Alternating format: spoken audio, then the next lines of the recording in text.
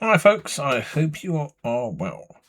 So, yes, today I went down to the church again today, the Vineyard Church.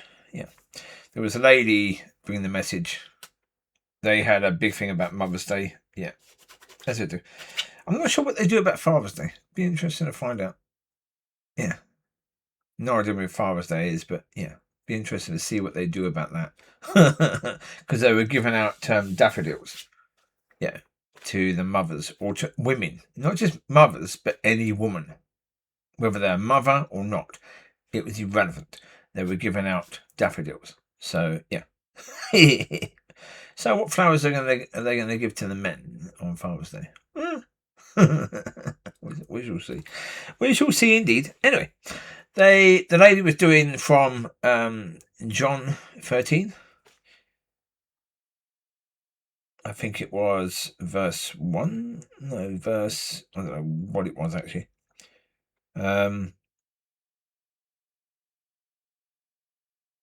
Yeah, I think it's verse 1 onwards up until probably around about...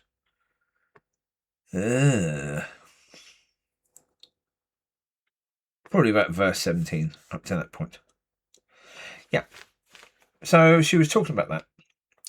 And there was a few things that was lovely. Just nice. Quite good, actually. Because when Peter sort of stood up and said, no, you can't do this. The Lord said to him, if you don't let me clean you, you're not one of mine. And suddenly I realised Judas Iscariot, okay, his feet were cleaned. If his feet were clean, Judas Iscariot, it means he belonged to Yeshua, because basically Yeshua says, if you don't let me wash you, you don't belong to me. Okay. That means that Judas Iscariot belonged to Yeshua.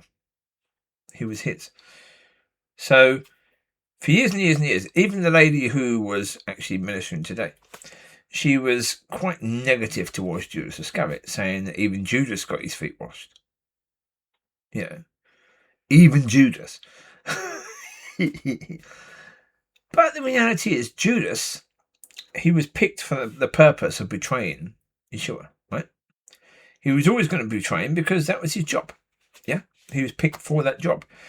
So, yeah, I talked to people after the service just saying, isn't it weird though? We think Peter is amazing, even though Peter is this pain in the arse who keeps on standing up trying to look like the most righteous of disciples, and then denies the Lord 3 times to save his own butt. And we're hard on Judas Iscariot because he was picked to betray Yeshua, and he did his job. And he did it once. He only betrayed the Son of God once. So basically denying him as who he is once. Peter did it 3 times. And yet we think Peter is amazing. We love Peter. Huh? It is insane, isn't it? As I said, it's quite likely Judas Iscariot is in heaven. Because he didn't do anything that was unforgivable. Did he? Fantastic. Anyway, she then went on to Philippians, and I can't remember exactly what it said in Philippians. I will try and find Philippians and try and find what it said. I don't know. But basically, talking about where Christ made himself nothing. And where's that? I don't know. It's somewhere in there. It is. It's somewhere in there. It's somewhere in Philippians. So I can't tell you where it is. But talking about the fact that Christ came down and he made himself as the lowest. And made himself basically as nothing. And that we have to do the same. And yeah. When I heard that, I realised, yeah, okay. Well, because for me, I've been very, very, very frustrated with things. Very frustrated with the fact that we're not moving forwards very well. And that, even now in this church, there's people that are... It's like being there 20 years ago. Seeing people that have the same things as people in the past that, yeah.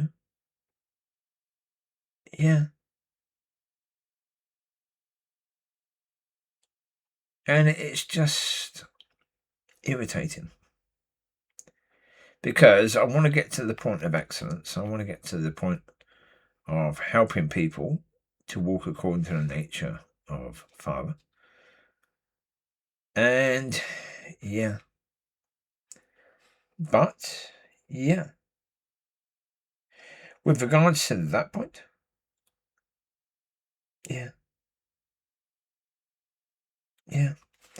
the reality is that I've got to do that to a certain degree. I've got to focus on just being a blessing. And it's quite interesting. Last night I went down to the filling station and I met a chap there who's got a gammy leg. He's got, he's got an extended varicose vein that's causing him a lot of pain. So I said to him about, okay, have you ever seen the film The Passion of the Christ? He said, no. He's part of the worship band in the filling station. That's what he does. Anyway, he said no, he doesn't do that. He hasn't seen that film. So I said, well, have a look on YouTube. Find the part where the Lord is being whipped and beaten. And pause where you can see the stripes and pick one, because the Bible says by his stripes you are healed. I said, therefore, do that. His wife was there as part of the singing, and I didn't realise she was also going to the church I go to. So, I finally realised today, same woman. I thought, oh, okay. So I asked about her husband, and she said, yeah, about that. And I said about the Passion of the Christ and looking at YouTube for that. I said, well, in fact, I've got 9 copies. I'll bring a copy in. Just for them. Well, I say the pastor said I'm not allowed to distribute copies of the Passion of the Christ in that church. Well, it'll only be one. And it's only because I met them at the filling station first. But, the filling station, that was interesting. There was a few things. I had a few conversations.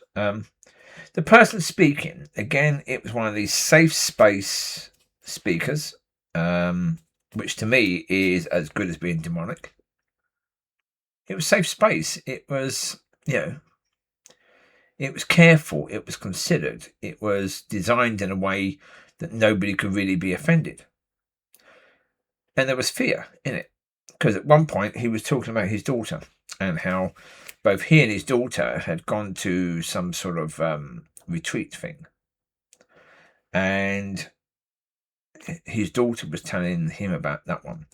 And when his daughter was talking, she used a swear word. So he was telling the story, but he omitted the swear word. And again, the swear word was in there to emphasize context that the daughter used. The daughter used that swear word to emphasize the thing she couldn't find the word for. So she used the swear word. Not using that as part of the story because you're afraid that someone might get offended. They're grown-ups. They're grown-ups. In the world, they hear it all the winking time. Why are you so scared to offend people? Why are you so scared to use a word, a swear word, in church? What does it matter? It's a word. That level of stupidity just, I don't get it. It makes no sense to me at all. You've just got levels and levels and levels of stupidity in that, and fear in that. You won't mention the word because people might get offended. What are you doing? That's insanity. When I come across that, I'm going, no, Sorry, no. I look at that, I go, no thank you, I don't like that. I'd rather have the swear word than you preaching with fear. I'd rather you were preaching with faith, even if you swore a few times. I can deal with that. I won't get offended by that. I will get offended if you're bringing something that's safe space and comfortable, because that's of the devil. I get more offended by that than I will by a swear word. And so, yeah. Again, all of this stuff. Yeah, but I'm not surprised, because the filling station has always been left wing, safe space, comfortable. Full of fear. Full of fear that, the wrong word could offend people and you could be shut down. Where's the trust in God in that? That's the point for me. Where's the trust in God in that? If people get offended and kick off, okay, let God deal with it. If the filling station has to close down in this area for a while, okay. Let God deal with that. It's insanity to me. But as I say, these are the things that I went into today, the service, frustrated. And so, yeah. Looking about, bring yourself down to nothing and, just blessing people rather than, getting frustrated by, well, as I say, really, it's just the same old, like from years ago. I hated it years ago. I stayed away from church because of it years ago. And it's the same. And so, I mean, in a way, I'm just going to God saying, well, how do I go to church with it being like that? Yeah. Could you possibly give me a place that's at least trying? Yeah. That's not trying to deliver something that's, safe space and all of that, But even like the Jude, the pastor's wife, who considers herself to be a pastor of this church as well. At one point, she was talking about the toilets and saying, if your child needs to go to the toilet and your child is underage, go with them, because we don't really know who's in the building. As in, there could be someone who's going to take your child.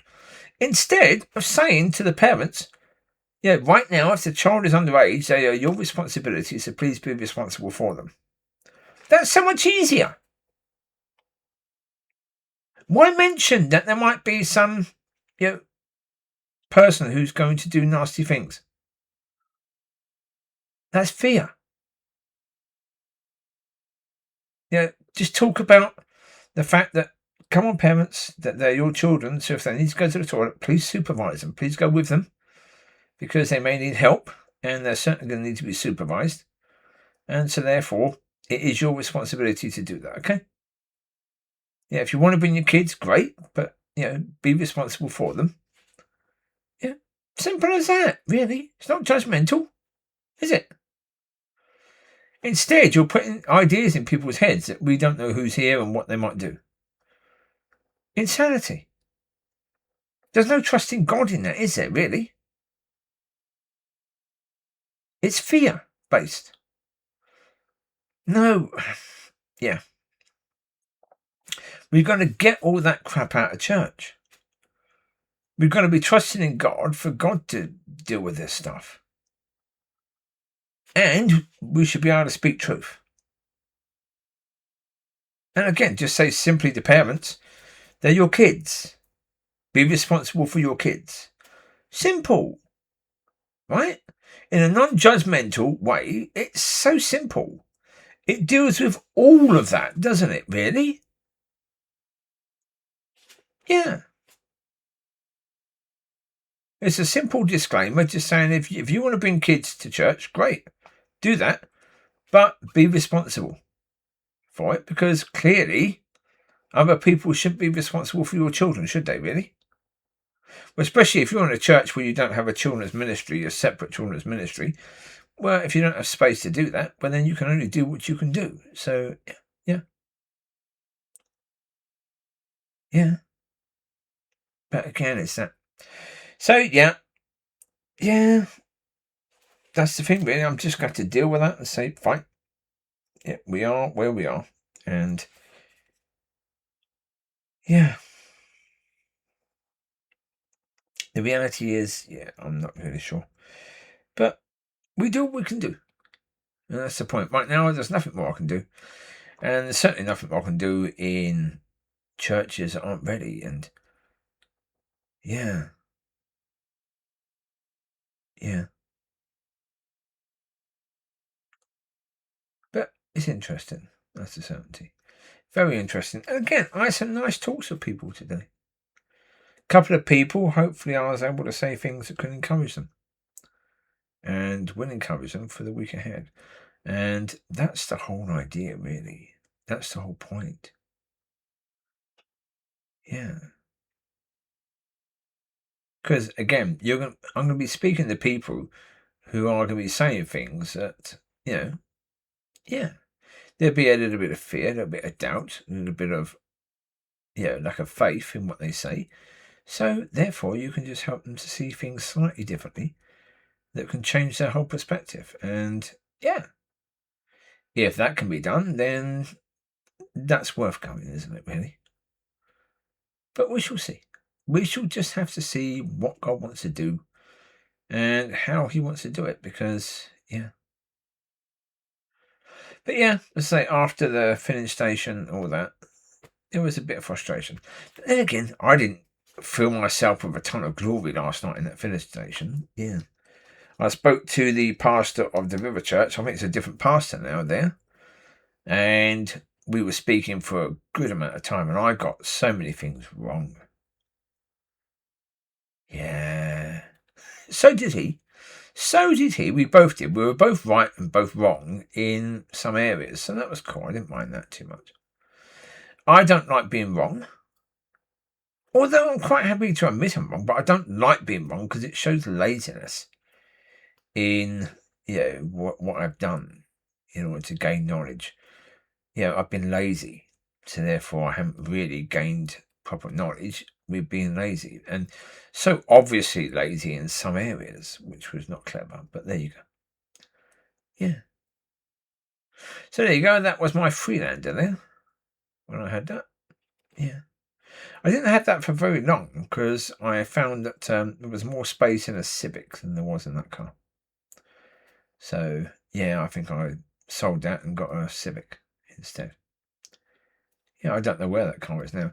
Hopefully it's still going. It was a good car. It's still going it was supposed to be a 4-wheel drive. But on one day it was slippery coming out of there. And it's not a 4-wheel drive, it's a 2-wheel drive. It's supposed to have a system that comes in when you start to slip.